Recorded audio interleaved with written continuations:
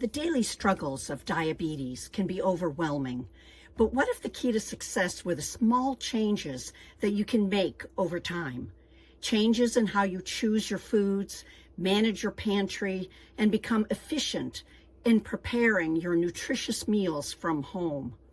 Welcome to the Talking Apron podcast. I'm Ann Bernardin, a former high school home economics teacher and a nutrition and wellness teacher who was diagnosed with type 1 diabetes at the age of 50. Join me as we navigate diabetes together, the good, the bad, and the sometimes ugly that can happen as we experience life with diabetes. Learn, make changes, and gain confidence in mastering your diabetes care by listening weekly to the Talking Apron podcast. So, welcome back to another episode of the Talking Apron, where we're all about empowering you to take charge of your health, one delicious meal, one prep session, one grocery shopping expedition at a time. Today, we're digging into how making small changes in your diet can lead to huge long-term differences with your health, energy, and overall well-being by bringing those nasty blood sugar levels down to safe ranges. As a busy woman living with diabetes, I know how overwhelming it can feel to make those changes that are needed. But here's the thing. You don't need to overhaul your entire diet to start seeing benefits. Sometimes the smallest adjustments have the most profound effects. In working with my one-on-one client last week, coaching her with some tips and giving her some direction, I thought that what we were discussing would be a really good podcast topic. And it's all about learning a little bit about digestion and absorption tricks to help your body process the sugars differently. So go ahead and go grab your cuppa, and we'll go ahead and get started. First up, if you're unfamiliar with how your body digests food, I have a podcast, episode 15, and it's titled From Saliva to Poop. Yes, it sure is. The Amazing Digestive System. It has a date of September 13th of last year, 2023. So go ahead and listen to that. It will give you some information on how, from our mouth to our butt, food gets digested. Now, this episode is titled Small Changes, Big Impact, a Diabetes Diet Shift. Now, the first thing we're going to be talking about are our fats. The second is water, and the last is fiber. And I know you've heard or may have heard about all these things before, but let's break down the why you want to add these tips into your daily eating patterns and make the small changes. So first, we're choosing healthy fats. Instead of reaching for the butter and margarine, the cheddar cheese, we want to alternate and start adding in those better fats. And the healthier fats are like olive oil, avocado oil, even some of our nut butters. We'll talk about those in a minute. These fats are rich in omega-3 fatty acids and other heart-friendly nutrients that can help reduce the inflammation and support brain health. Now, did you pay attention there? Reduce inflammation. It is found that insulin resistance happens when we have inflammation in our body. And what the inflammation does, it affects the docking station on the exterior of our cell where the insulin has to sit in order for the glucose to be able to enter into our cells and then make energy for us. And that's why insulin isn't making it into the cells, because it has inflammation. So adding those good fats is going to help us with inflammation. So adding the oils, those healthy oils to your diet, is a smart way to support your cells and your blood sugar. So boost your intake of those good essential fats. The second way that healthy fats help is that when eaten with carbohydrates, they help slow down the absorption of those pesky carbs. And what does that mean?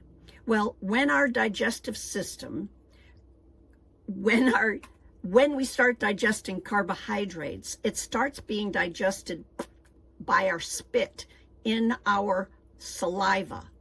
So making sure you have a little fat as you take that bites, it's important. Now, how are we going to go ahead and add some of these better fats or oils into our diet or our meals? Well, the obvious one is you want to start drizzling. You know, if I make a stir fry and I haven't used an oil, I'll drizzle some on after. Now, one of the other thing is make your own salad dressing. That'll help take out those additives that they take out. You know, they want to take out the fats, and then they add in all these thickeners that are carbohydrate laden. So you want to start making your own salad dressing. And olive oil is rich in those monosaturated fats, and they're high in antioxidants. And you need the fats also for digestion of those vitamins like vitamin A, vitamin D, that need the fat to break down.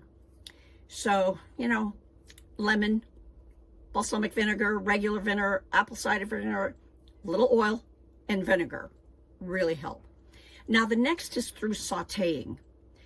When you use butter, yummy over the steak, over the fish, but not all the time. And one of the oils I recommend is avocado oil, because it has a high smoke point. When you use olive oil and you put it in the pan and you're waiting for the pan to heat up, sometimes olive oil will smoke. So you want to make sure you use an oil that has a higher smoke point. And it's packed again with monosaturated fats, and it has a milder flavor, so it won't overpower your dishes. Now, what's another way that we can get in those healthy fats? Well, it's eating the nuts and seeds. And you can either eat them whole, walnuts, almonds, pecans, Brazil nuts. You can eat them whole as a snack, or with the seeds, you can throw them in a salad, or you can even buy, for instance, I'm pretty much grain-free, so I use almond flour, and I get some really great benefits from having the almond flour. So when we talk why nuts and seeds, again, good healthy fats, the omega-3 fatty acids, but they also have that nice crunch, and it can help you feel, the fat will help you feel fuller longer. And also with those nuts, they have protein as well. So not only do you have the fat, you have protein, and you have some carbohydrates. So now we're going to throw in the nut butters. And the nut butters are really great, I say, for breakfast. I used to put peanut butter in with my yogurt, and then I would put in, you know, as a diabetic, I don't eat a whole apple. I put in that quarter or that half cup of apple in my yogurt. I'll add a little cinnamon and then a little bit of peanut butter, and that's how I eat my yogurt, because I don't eat bread. So the cinnamon's always really flavorful as well. Now, another way with peanut butter is when you're having peanut butter on your toast, again, it helps you from spiking, because anything you add, if you add butter and jam to your bread, well, you're adding another carbohydrate, which again will elevate your blood sugars. So think of pairing fat with a carbohydrate, with a food that will raise your blood sugar. And that's a good tip. Now, here's another thing that I do. When I was eating oatmeal, I would put a flavored oil in it. You can find mandarin orange flavored oil, blackberry flavored olive oil. So it's not that rich olive oil, it's the light olive oil, and then they've infused some really good flavoring. And that always added this scents of citrus and berries. And even though I would put berries, but it just gave it that extra, and I would put the oil in my oatmeals. All right, those were some really simple steps to help you incorporate some of the good fats into your meals. Next, we're going to talk about water. Okay, we already know we need to be drinking lots of water and staying hydrated, because when you are dehydrated, your blood sugars will raise, and in heat, that is definitely a problem for us. So how do we get water? Well, first of all, when you drink too much of a liquid at mealtime, it will dilute the digestive enzymes, and you don't want to do that. So frankly, I may have a beverage at my mealtime, but it's not like I'm drinking it. I'm taking sips if it needs to help me swallow what I'm eating. So I would start refraining from drinking a lot and having a lot of water or a beverage in your system before you eat, because then you'll have a more efficient digestive system without doing that. And it's about the enzymes. It's about the enzymes for digestion. So how do we add water in our diet or in our mealtime? Well, fruits, greens. And when I talk fruits, I am talking cucumbers, tomatoes, high water content. So when you're looking at your meal, even if it's you're making a low carb, let's say lasagna, if it's packed full of zucchini, high water, tomato sauce, water, and then you have a salad on the side, lots of water. Raw carrots has water. So I'm talking about adding more water through the foods you eat. Now, I'm a big salad person, and I've been told that my bowl, it was named the trough, because I will eat a full head of romaine lettuce. And when I do that in the evening, guess what? We're all friends here. You got to pee often. So notice what your body is telling you when you eat. So the other thing that does when we add those, I'll say fruits and more greens to our diet, is we are significantly increasing our intake of vitamins, minerals, and antioxidants. So whether you're putting kale or spinach in a morning smoothie, or you're sauteing some Swiss chard for dinner, greens are an easy way to supercharge your meals without much effort. And what about hydrating with just drinking water? Well, of course you're going to be doing that. But this is how to add in so we really, really supplement and help our bodies. Now, it's worth repeating here, swapping out sugary, syrupy drinks like soda and even juice for water can make a huge difference to our overall health. Staying hydrated with water helps to regulate the blood sugar levels. It supports your kidney functions and keeps your energy levels stable throughout the day. If plain water is too boring, okay, try infusing it with slices of lemon, even putting that cucumber in there. Some herbs, mint from the garden. That's pretty refreshing kind of twist to our water. Now, before we head into the next topic, which is fiber, and fiber is not boring, let me speak about my one-to-one coaching services. You know, today we've been talking about how pairing food aids in digestion. And here in the Talking Apron, I share about how to create a diabetes journey that gives your pathway to confidence in living your full life. But one thing that I've realized is that living with diabetes is ever bewildering and ever changing, and everyone's journey is different. Their knowledge, their experience, their lifestyle, their stress, and all those other factors that determine how successful they can be in managing diabetes.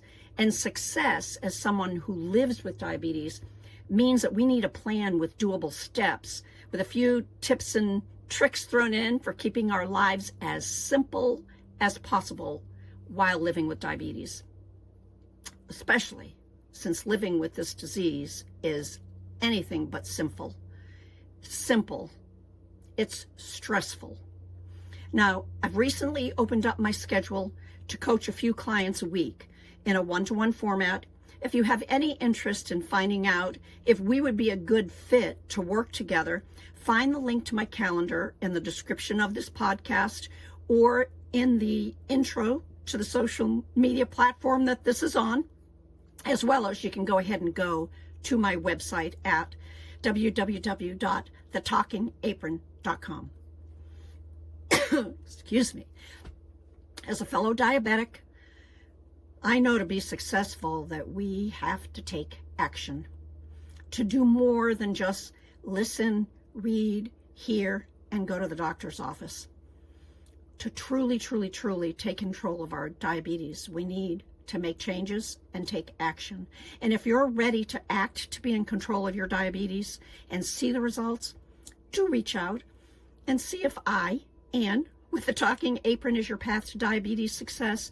And just remember, the button, the link is on my website at the Talking Apron or in this description. Stop the overwhelm and your indecision on how to get started and what to do, and instead take control of where you're heading. I look forward to our introductory chat. All right, so let's finish up this podcast. Fiber is on the menu. You have probably heard this before. The American diet is so far behind in providing fiber nutrients, and we need to be healthy and keep our bodies at a great weight for our activity level. And I consider myself someone who eats well, and yikes, some days I'm at half of the amount of fiber I need for my age and gender. And generally that's about 25 grams. And that's, to me, you start counting, half an avocado is 4. Okay, where else do I get it? Berry is 1, something is 2. Well, that's a lot of eating to get up to 25. So this is a mini point on why fiber. Fiber helps us eliminate, as in poop, the waste and toxins from our bodies. And if we don't have enough fiber, the bad microbiomes grow. And then our intestines get so out of whack. I have personal experience with that, with an intestinal thing. Then we can get leaky gut and all those other gut illnesses. And I know I'm not being specific because, frankly, I don't know enough about all the gut diseases and the problems that go with it. I only know my own, which is colitis. But I do know enough about fiber and why. Eat your vegetables. Have your legumes. Find the good fruits. Because it helps us poop and remove the fats and toxins. The second thing is about the losing weight and your heart health. Once the fat cells begin to, I'll call it dissolve, as they start breaking down, as they're used for energy, when you are eating less calories, your body needs to go find that fat to dissolve it, to break it down for energy. There's leftovers to it. And to that leftovers, they're transported from where they are through the lymphatic system, and then those molecules or those pieces get dumped into our intestines. Now, I'm bringing it way down to simple terms. This is not the science terms, okay? So they get dumped into our intestines, and if we don't have enough of the right fiber, then those leftover pieces of molecules, or even some of the fat molecules, they hang around in our large intestine, sometimes in the small, and then they get reabsorbed. So all this hard work, you don't have enough fiber, it's sticking with you. And we've worked so hard to lose the fat, only to be reabsorbed. Seriously? So make sure you have soluble and insoluble fiber. Think celery for insoluble, and think some fruits and oatmeal for soluble.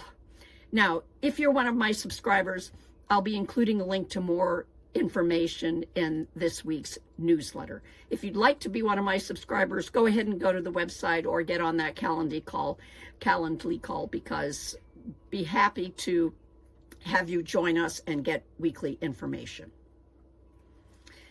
All right. So there we have it. 3 areas to make manageable changes with a few easy tips, all that can lead to big improvements in your long-term overall health. Remember, it's not about being perfect. It's about making progress. Every little change adds up. And before you know it, these small tweaks will become second nature. Thanks for tuning in to this episode of The Talking Apron. If you found these tips helpful, be sure to subscribe and share the podcast with your friends. Together, we can create a community of strong, healthy, empowered women who take care of themselves first so they can take care of others. Until next time, keep cooking, keep learning, and keep taking those small steps towards a healthier you. You've got this. And this has been Ann with The Talking Apron.